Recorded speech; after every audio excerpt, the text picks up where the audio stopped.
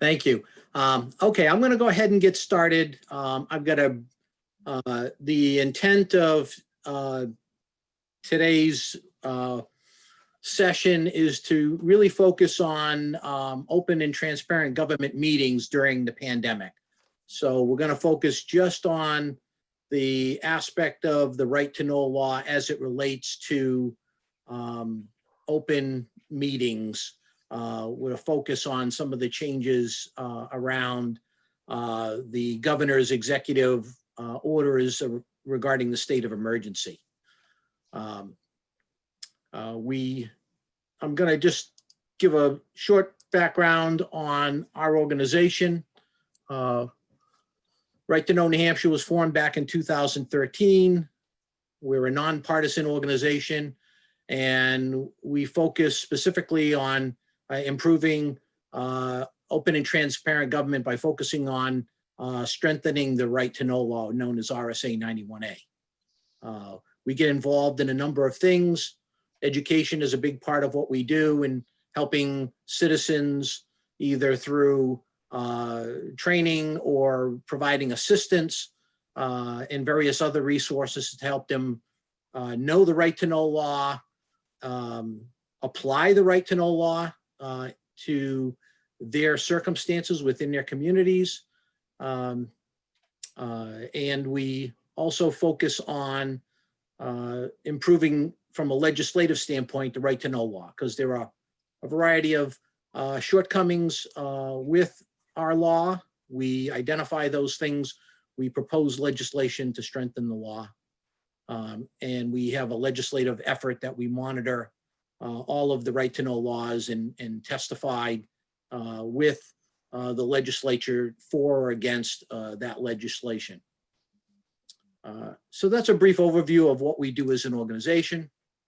For those of you that are not familiar with the right to know law and the foundation of right to know in New Hampshire, it all is rooted in Part 1, Article 8 of the New Hampshire Constitution, which essentially says, hey, the people provide the power to our elected officials to work on our behalf. And because they are working on our behalf, they are accountable to us. And in order to be accountable to us, they have to be open, accessible, and accountable and responsive. So we have that right in the New Hampshire Constitution. Furthermore, that Constitution article is powered by the right to know law, which is RSA 91A. And it establishes a citizen's right to access meetings, as well as governmental records of the public bodies and public agencies that exist throughout the state. The preamble says it all. It states, openness in the conduct of public business is essential to a democratic society. The purpose of this chapter is to ensure both the greatest possible public access to the actions, discussions, and records of all public bodies and their accountability to the people. So this is where, this is the kind of the history of how your right to know has been codified within legislation. Now we're going to focus on the meeting aspect, and part of the law states that in order to have a meeting, there first has to be a meeting notice. So if there is a plan for a public body to have a meeting, there are requirements that they provide notice of that meeting. And that meeting notice has to cover the time and place of the meeting. There has to be a minimum of a 24-hour notice given. That notice has to be published or posted in at least 2 places, one of which can be the public body's website. The other going to be somewhere else within the town office, town hall, for example. Or it's published in a newspaper of general circulation. So the important thing here is that before that meeting can occur legally, there has to be a meeting notice and it has to meet those requirements. There's also an option for the public body to post the meeting notice on their website. And if they choose to publish the notices on their website, they have to do so in a consistent fashion and on a reasonably accessible location on that website. If it doesn't post notices on the website, it shall post and maintain a notice on the website stating where meeting notices are posted. Now, this aspect of the law was passed a couple of years ago, and I suspect there's still a number of public bodies that have not caught on to this requirement yet. But you should be able to go out to your local website and for your town or planning board or whatever the public body is, and find out where the notice, either the notice is there or where in town they post them.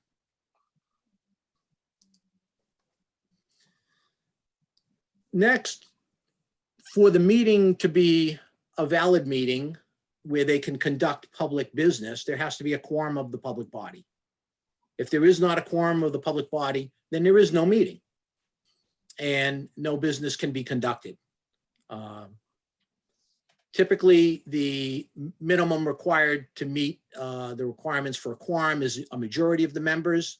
It can be something different if the rules of that body define it as something different, but most times it's simply a majority of the members of the public body.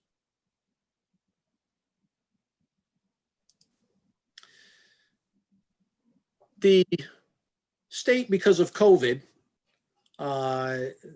there was a state of emergency and it was executive orders issued by Governor Sununu.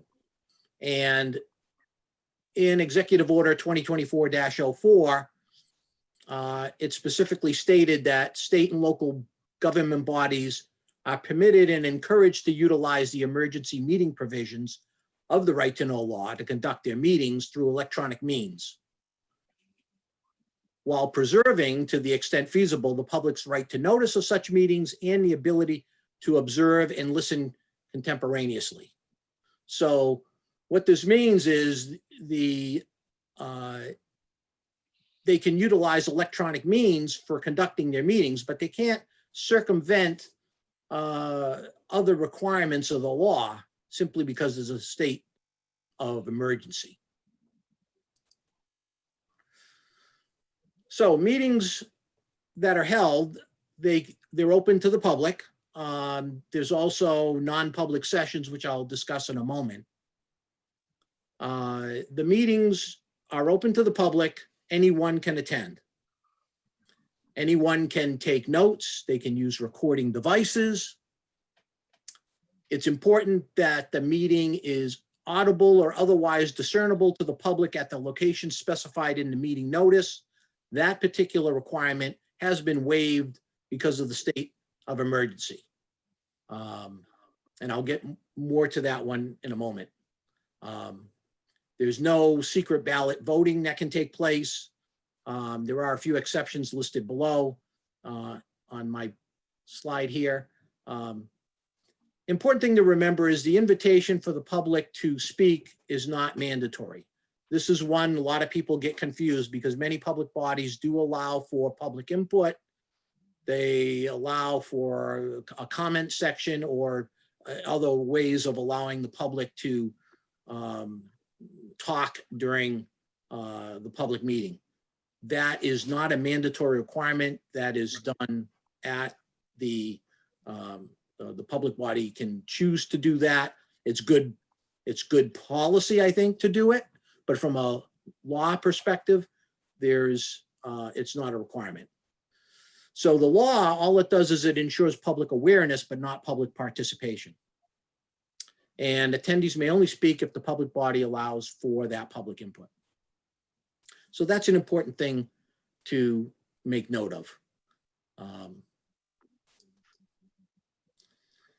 Now, there is this concept of non-public sessions. Non-public sessions allow the public body to meet without the public present.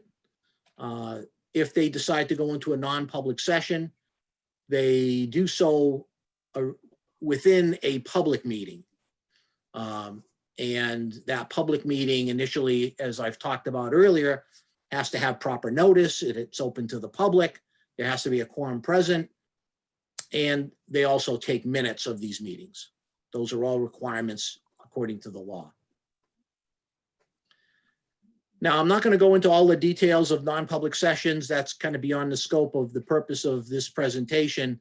I will say that the law does enumerate the number of exemptions that allow for a public body to go into a non-public session. If they meet any of those requirements and they wish to go into a non-public session, they have to make a motion to go into that non-public session during the public meeting. It has to be properly made and seconded, and they have to state the specific exemption which they're relying upon for going into that non-public session. They have to take a roll call vote, and that roll call vote has to be recorded in the minutes. If the motion passes, the public is then excluded from the meeting, and then the public session begins. If it's an electronic meeting, they would utilize the technology to remove the public from attendance, so that just the public body could remain and then discuss whatever the non-public meeting contents are going to be. All discussions held and decisions made must be confined to the matters set out in the motion. So if they decide to go into non-public for, let's say, as an example, to discuss compensation of a public employee, that's all they can discuss. They can't then go off and discuss something else, such as purchasing property or signing of contracts.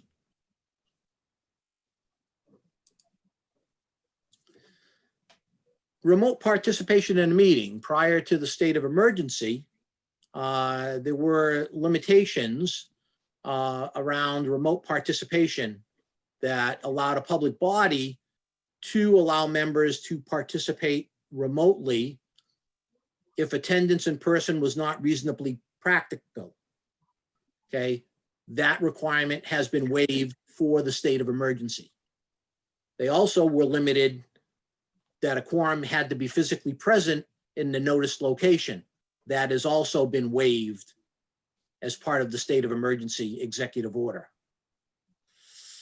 And each member is able to simultaneously hear all members speak to other members, and be discernible to the public in attendance at the meeting's location. Again, that requirement has been waived because of the state of emergency, specifically the executive order number 12. Okay. So to go into some further details on executive order number 12, it states that each part of a meeting of the public body be audible or otherwise discernible to the public at the location specified. That is waived so long as the public body does the following 4 things. First, they have to provide public access to the meeting by telephone or video or other electronic means. They have to provide public notice of the necessary information for accessing the meeting. They have to provide a mechanism for the public to alert the public body during the meeting if there are problems with access. And finally, they have to adjourn the meeting if the public is unable to access the meeting. So, for example, let's say the public body is going to do a Zoom meeting similar to what we're doing here. They still have to provide the meeting notice, as I discussed earlier. They would, in that meeting notice, they would explain that they're going to be meeting via, say, a Zoom conference. They would have to provide the necessary information so that the public could connect to that meeting, which would be the link to the meeting, along with the meeting ID, the meeting password, everything so that they could connect and participate just as you are doing to this Zoom meeting now. In addition, they would have to provide a way for the public to reach out to someone in a real-time, immediate fashion in case they were having a problem with access. So this would imply they would have to provide an alternate phone number that someone could call that would reach a person in real time, so that if they were unable to connect for whatever reason, maybe they were given the wrong passcode or whatever, that there would be somebody that would answer that call and be able to give them the correct information or help them through their issues in being able to connect. And then finally, if people were having problems and it was beyond, let's say, internet's down or whatever, if there are people that cannot connect to the meeting, they have to adjourn the meeting, and they have to, in essence, postpone the meeting to another time, in which case they would have to provide notice and kind of start all over again with giving people notice of when the meeting was going to resume. So that's all part of the executive order by Governor Sununu. Now, even though there's a remote participation in the meeting, there's still additional requirements. The reason for remote participation has to be stated in the minutes. So, it can be as simple as, well, because of the state of emergency, we're doing this remote meeting. It doesn't, but they have to state something in the minutes as to the reason for the remote participation. Members have to identify other persons present at the remote location. And all votes must be by roll call vote.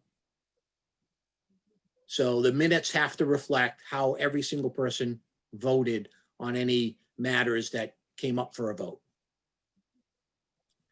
There is some excellent guidance by the Department of Justice on how to conduct a meeting. As listed here, you can go out to that website. If anybody would like a copy of this presentation, I'm happy to provide that. Just let me know at the end of our discussion. So that kind of wraps up the overview I wanted to provide on meetings and the requirements around meetings. I'd like to, at this point, just kind of open it up for maybe some back and forth discussion to kick things off for the group. And I came up with a number of areas where electronic meetings might create some issues or concerns for people. And so I thought I'd kind of use this to kick off, having some discussion among us. And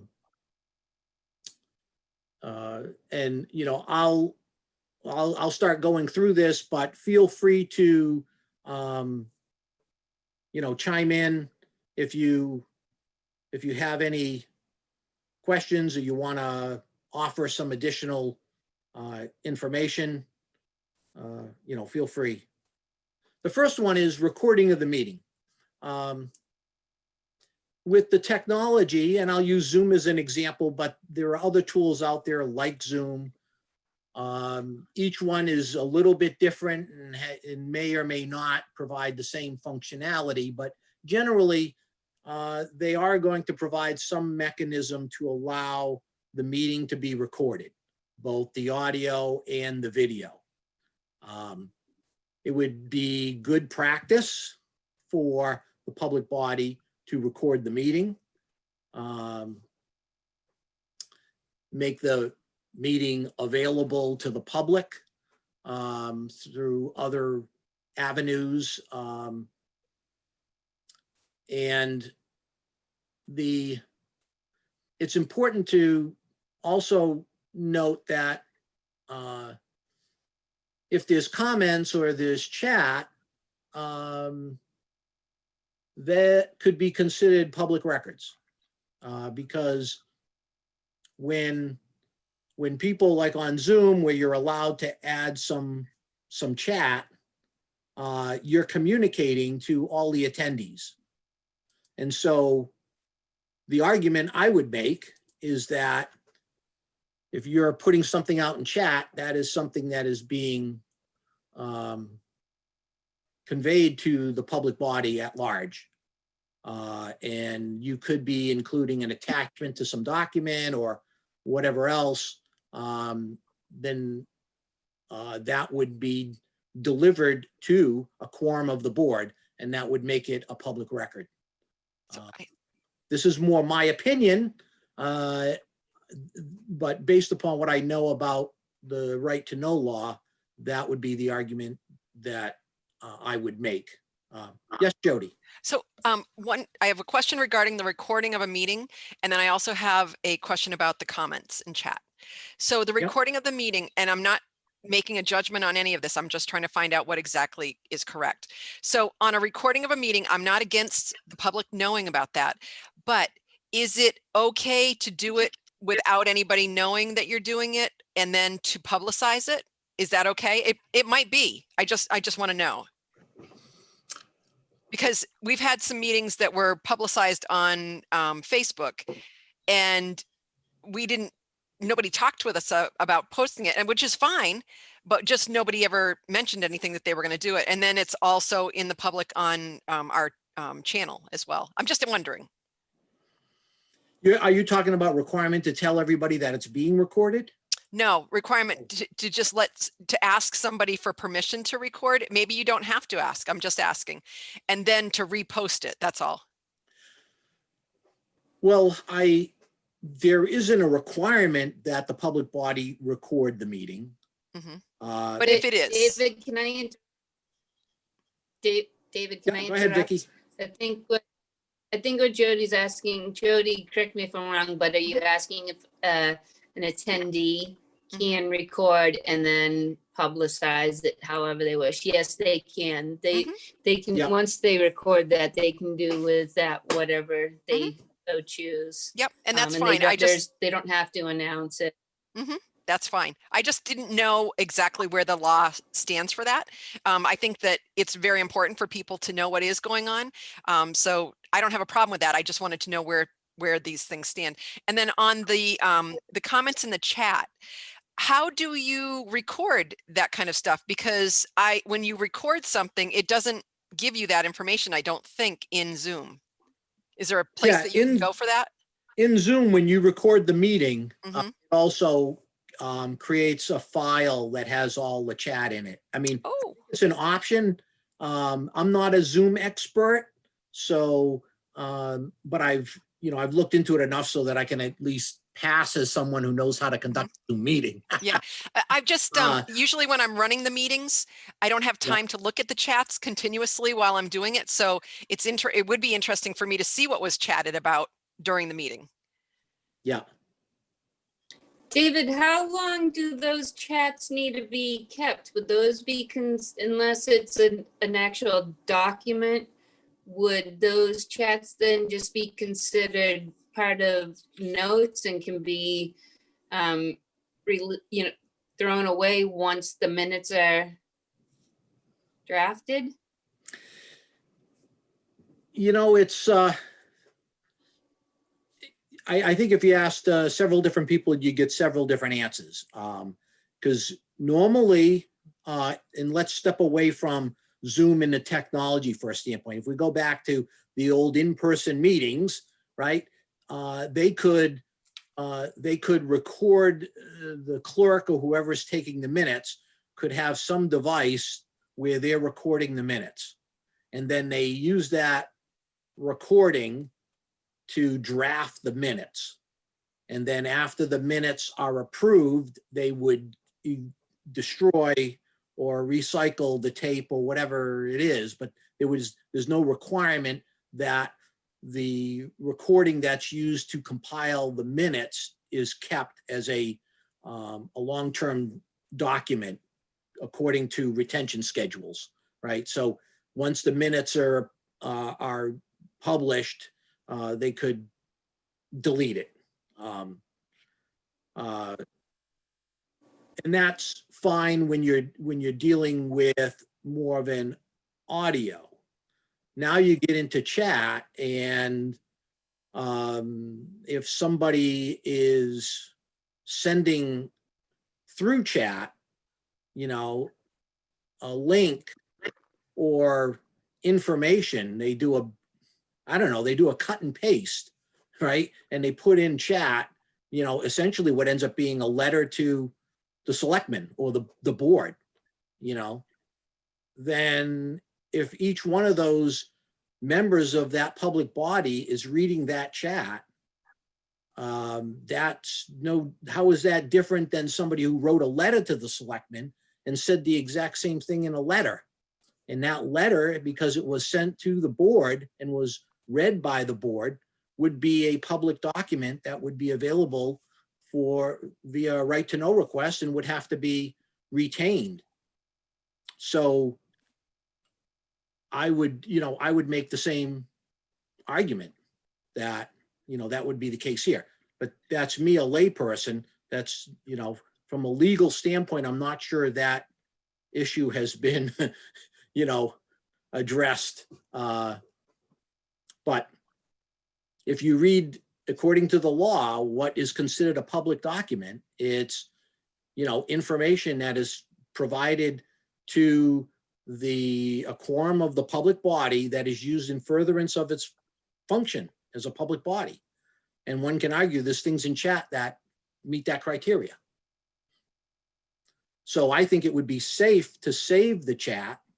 Granted, a lot of it is not overly relevant, and probably could be considered the type of material that had more to do with just usefulness for drafting the minutes and could be destroyed, but you can't really separate the two easily.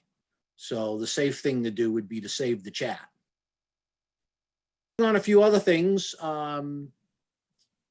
there's this concept of waiting rooms with Zoom, where people are, you know, in a waiting room, or they can be put in a waiting room. And so it's really a way of shutting people out of a meeting. Now, there may be valid purposes for doing that, but it's important that people are not put in a waiting room during a public meeting, because then they are not able to hear what is taking place during that public meeting. So even though somebody is,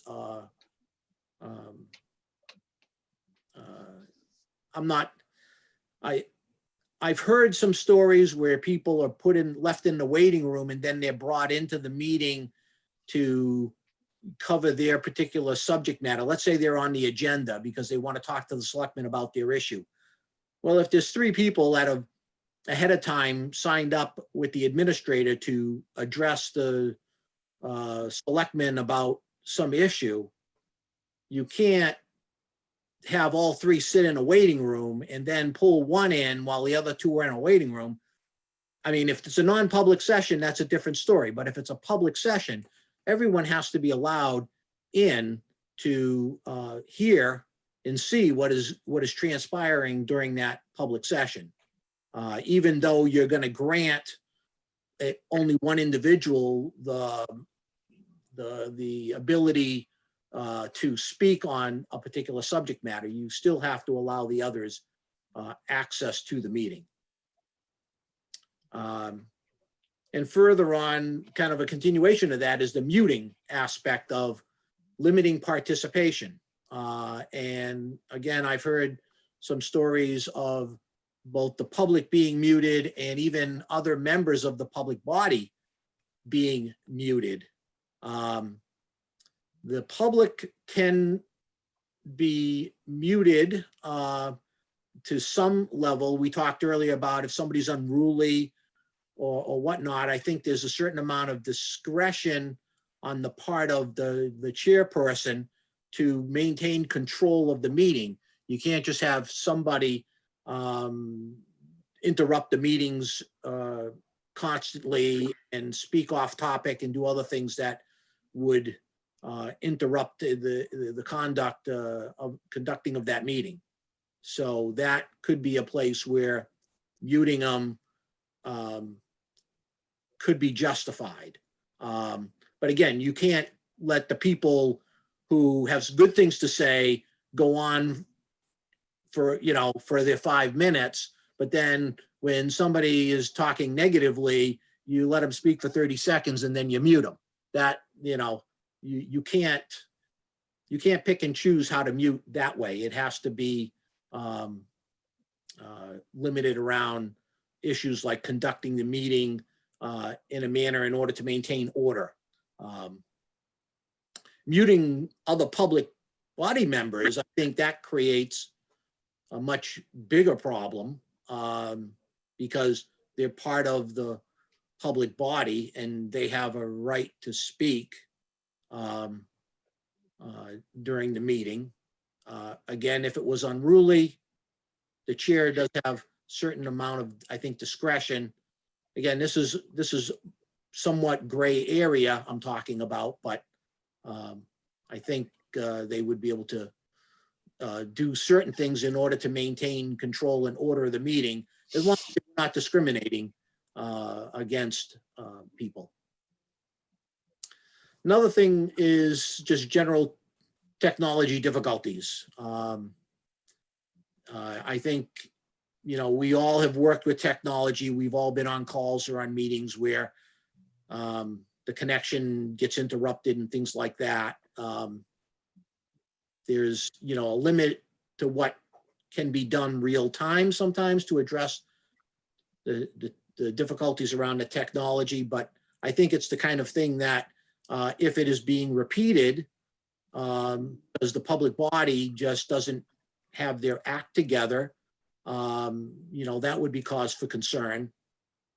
And I did mention earlier with the state of emergency order, they do have to provide a number that you can call or some way of contacting the public body if you do run into technological difficulties while the meeting is occurring. Because if people are getting kicked out, and I don't mean getting kicked out by the chairperson, but the technology kicking them out of the meeting, off the Zoom session, for example. If that's David, multiple people, then they have to adjourn the meeting. Yes, David, for that part, on the Zoom invites, there's always like a litany of ways that you can join. Would one of those qualify as another means of contacting the meeting? Like, for instance, some people call in because there's a phone number on there. So would does that satisfy it? It could. This is an area I don't have any actual experience with. So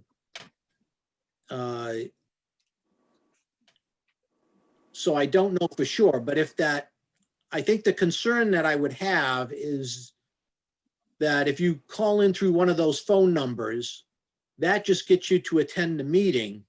But if they're not allowing public participation, everybody's on mute in terms of the public. All the public members are muted so that they can't participate.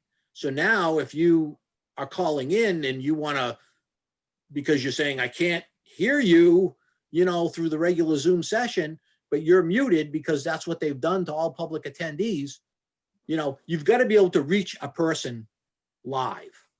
So Okay. I'm not sure that that would qualify. I think that could be problematic. Thank you. Another thing that's happened a lot is this whole Zoom bombing and disruptive intrusions by just people in the internet that, you know, cause trouble by jumping into a session and then posting, you know, pornography or just doing stuff that literally interrupts the meeting. And there's no other purpose other than to wreak havoc with the meeting. I know that Zoom as a technology has introduced some features to address that. So for example, now you can, you know, kick somebody off.